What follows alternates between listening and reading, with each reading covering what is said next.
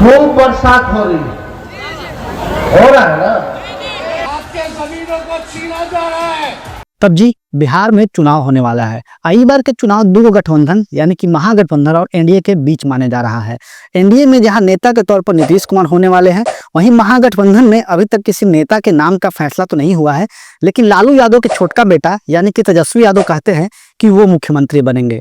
मतलब कि इतना तो साफ है कि अगर महागठबंधन बहुमत में आती है तो तेजस्वी यादव बिहार के मुख्यमंत्री बन जाएंगे।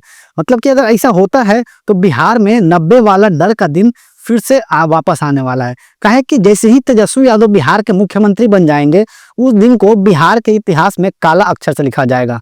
अब ऐसा हम काहे कह रहे हैं, इस वीडियो में हम आपको बताने जा रहे हैं। राज्य के मंत्री के रूप में मेरे विचार के लिए नया। तब सबसे पहले बात करते हैं तेजस्वी यादव के पढ़ाई लिखाई के बारे में। तो तेजस्वी यादव कोई पढ़ा लिखा नेता नहीं है, ये बात किसी से छिपा हुआ नहीं है। भैया को पहले क्रिकेटर बनना था, लेकिन वहां भी उनका सपना पूरा नहीं हो सका। मतलब कि ना वो पढ़ाई लिखाई में अच्छे थे और ना ही वो खेलने कूदने में अच्छे थे। लेकिन आप आज किसी भी इंसान से या फिर मजदूर या फिर ईंटा ढोने वाले इंसान से पूछेंगे कि उनका बच्चा क्या कर रहा है, तो वो इस बात को जरूर कहेगा कि उनका बच्चा 9वीं 10वीं या फिर किसी भी क्लास में पढ़ाई कर रहा है, लेकिन पढ़ाई जरूर कर रहा है। ध्यान देने वाली बात यह है कि तेजस्वी यादव के माता और पिता दोनों मुख्यमंत्री थे, लेकिन वो अपने बच्चे को पढ़ा नहीं सके।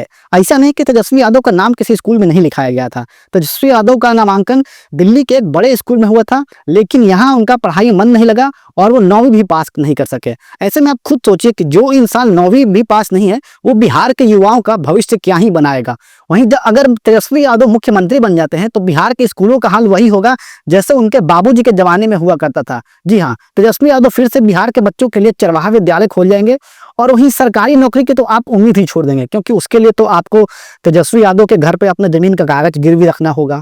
तब आते हैं भ्रष्टाचार के कहानी पे। तो तेजस्वी यादव का दामन सिर्फ गंदा ही नहीं बल्कि पूरा का पूरा काला है। भैया जब बच्चा थे तभी से इनका नाम भ्रष्टाचार में शामिल है। छोटे एज में ही इनके नाम पर करोड़ों करोड़ों की जमीन खरीद ली गई थी। सीबीआई के केस फाइल में भी तेजस्वी यादव का नाम दर्ज है। चाहे रेलवे घोटाला हो, होटल घोटाला हो या फिर जमीन घोटाला हो, इन सब में इनका पूरा परिवार, चाहे पिता लालू यादव हो, माँ राबड़ी देवी हो, भाई तेज प्रताप हो या फिर बहन मीसा भारती हो, पूरा खानदान शामिल है। मतलब इनका पूरा खानदान बिहार की राजनीति को अपना एटीएम समझ गया था। एक बात सोचिए, अगर तेजस्वी यादव बिहार के मुख्यमंत्री बन जाते हैं तो बिहार एक बार फिर से परिवारवाद से घिर जाएगा। जैसे लालू यादव के दौर में पूरा बिहार चारा खा गया था, सरकारी नौकरी मिलती नहीं थी और दिन दहाड़े अपराध हो जाया करता था, वैसा ही बिहार में फिर से होने लगेगा।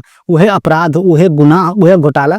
कहे कि तेजस्वी यादव के पार्टी में सब घर के ही चिड़ई पंछी बैठा हुआ है। मामा, बहन, भाई, फूफा सब सांसद विधायक बन के घूम रहा है। एक बार आप राजद का विधायक लिस्ट अगर देखेंगे तो उसमें आपको ज्यादातर लालू परिवार के ही चेला चपाटी देखने को मिल जाएंगे। कोई मामा, कोई फूफा, कोई बहन, मतलब कि पूरा परिवार ही फैमिली एम्प्लॉयमेंट चला रहा है। याद करिए लालू राज का 90 वाला दशक। बिहार में सड़क तो गड्ढा बन गया था, शाम में लोग डर से बाहर नहीं निकलते थे, स्कूल खाली था, दफ्तर खाली था, बस अपराध का सिंडिकेट का बोलबाला था।